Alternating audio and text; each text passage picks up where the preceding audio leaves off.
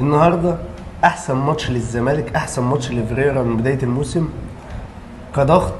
انت النهارده عملت اهم حاجه على المصري. مصر بيبدا من تحت. انت النهارده ضغطت ضغط عالي، المصري ما كانش عارف يطلع بالكوره. حلو. نص الملعب احنا واكلينه دونجا النهارده ما شاء الله. حتى الجمهور حياه بعد الماتش في الاستاد، ودي قليله لما تشوف ان دونجا الجمهور بيحييه نعم. بسبب ماتش النهارده. الزمالك النهارده ضغط عالي وبناء الهجمه، ونص ملعبك كان واكل نص ملعب المصري طول الماتش. الزمالك هو اللي مسيطر على الماتش كله. في الاول جيل المصري كورتين، كرة بتاعت صلاح محسن اللي طالبوا فيها بضربة جزاء، وهي اصلا عمر جابر ما لمسوش، يعني كانت تمثيل باصفر، ما اعرفش الحكم ما ادوش اصفر ليه. والكرة اللي صلاح محسن صلحها بدماغه محمود حماده شاطها جت فوق الجول. بعدها تسيد للزمالك، فرص ضايعه كتير قوي.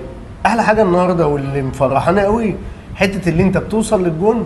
تعرف تخلص. لا استنى، انت ضيعت كتير بس بتوصل للجون بطرق مختلفه، مش طريقه واحده، مش عرضيات، لا بطرق مختلفه. في عرضيات، في كرات ثابته. دلوقتي الزمالك يعني المدرب بنت بصماته في حته الكرات الثابته. الكرات الثابته بتوع الماتشات اللي فاتت ما جبناش ولا جول منهم.